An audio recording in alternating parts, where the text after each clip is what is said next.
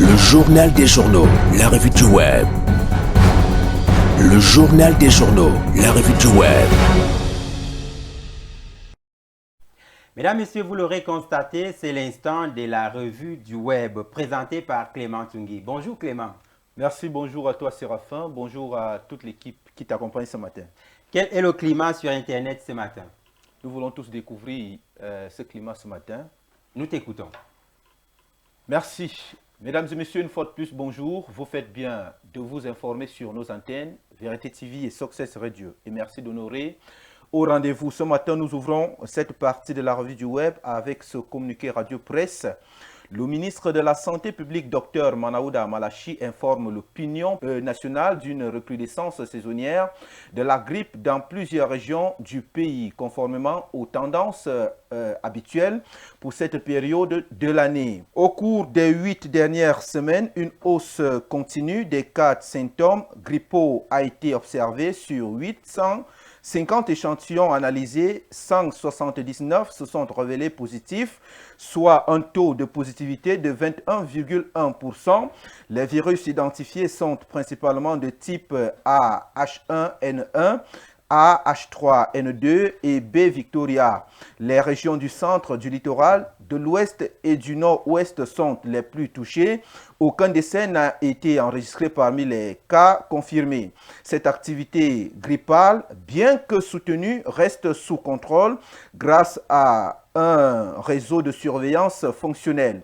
Parallèlement, la situation de la COVID-19 demeure stable sur la même période. Seuls 5 cas ont été confirmés avec un taux de positivité de 0,59%, bien que en deçà du seuil d'alerte, aucun décès, l'hospitalisation majeure ou nouveau variants préoccupants n'ont été détectés. La circulation du SARS-CoV-2 reste donc sporadique et sous contrôle. Face à cette situation, le ministre de la Santé publique invite donc la population à plus de vigilance et renforcer des mesures d'hygiène, port du masque dans les lieux publics, tout dans le pli du coude, lavage fréquent des mains et consultation rapide des cas de symptômes, fièvre, toux, difficultés respiratoires. Le dispositif national de surveillance et de riposte reste pleinement opérationnel pour tout renseignement. Le numéro vert 15010 est disponible, c'est signé Dr Manaouda Malachi, fait à Yaoundé le 15 octobre 2025. Nous poursuivons avec le site Cameroun Actuel qui fait état des affrontements entre forces de l'ordre et jeunes protestataires après des soupçons de fraude.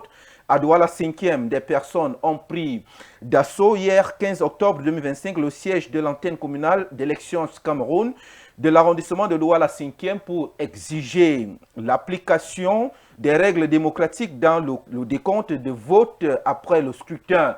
D'après des informations recueillies via des témoins sur le terrain, des jeunes, pour la plupart se réclamant des partis politiques d'opposition, auraient été alertés qu'il y aurait eu bourrage des urnes lors du vote. La nouvelle, bien que pas vérifiée, aurait provoqué les ruées des protestataires à l'antenne communale de l'ECAM pour demander des explications à l'organe chargé d'organiser les élections au Cameroun. Mesdames et messieurs, vous pouvez retrouver l'intégralité de cette information sur le site Cameroun Actuel. Le site Camer Press Agency parle d'un souffle nouveau pour le savoir. L'université de Ngaoundéré a réceptionné un bus présidentiel, symbole d'un engagement renouvelé pour la communauté académique. La communauté universitaire de Ngaoundéré a vécu un moment d'une solennité significative le mardi 14 octobre 2025 dernier. La place des cérémonies de la capitale régionale de l'Adamawa a servi de cadre à la rétrocession officielle d'un véhicule de transport flambant neuf offert par la haute bienveillance du chef de l'État. Cet événement, plus qu'une simple transaction logistique, s'inscrit dans la continuité des actions présidentielles visant à optimiser les conditions d'études et de travail au sein des institutions d'enseignement supérieur au Cameroun.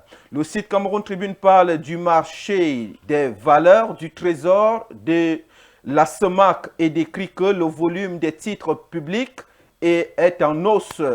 C'est une observation faite lors de la 3e session du Conseil de surveillance de la cellule de règlement et de conservation des titres de la Banque centrale le 3 octobre dernier. À la fin du mois de juillet 2025, l'encours des titres publics dans la zone CEMAC a augmenté de 31,1% pour se fixer à 90 086,6 milliards de francs CFA selon la Banque des États de l'Afrique centrale. Ce point a été fait le 3 octobre dernier lors de la 3e session annuelle du Conseil de surveillance de la cellule de règlement et de la conservation des titres tenus par visioconférence sous la présidence du gouverneur de la BEAC. Retrouvez également l'intégralité de cette information, mesdames et messieurs, sur le site Cameroun Tribune. Et ce matin, nous clôturons avec le site Investir au Cameroun qui parle minerais de fer et bauxite. Yaoundé affine sa stratégie fiscale pour mieux capter la rente minière. La Direction générale des douanes a engagé mardi dernier une concertation stratégique avec les principaux acteurs du secteur minier afin d'encadrer plus efficacement la taxation et le suivi des exportations des minerais de fer et de bauxite réunis autour du directeur général des douanes Fongot Edwin Nuvach et les représentants du ministère des Mines, de l'Industrie et du Développement technologique de la Société nationale des mines et des directions opérationnelles de la DGD. Plancher sur un dispositif fiscal et logistique destiné à mieux capter les recettes issues des matières premières extractives. C'est tout ce que nous avons prévu, mesdames et messieurs, pour vous servir sur cette partie de la revue du web ce matin. Et nous nous donnons donc rendez-vous demain pour le même exercice. Mais surtout, n'oubliez pas que notre engagement et notre détermination, c'est vous, c'est Dieu qui couronne le tout. Restez avec Séraphin pour la suite du journal. Séraphin, c'est tout pour ce matin. Merci Clément pour cette présentation et à demain.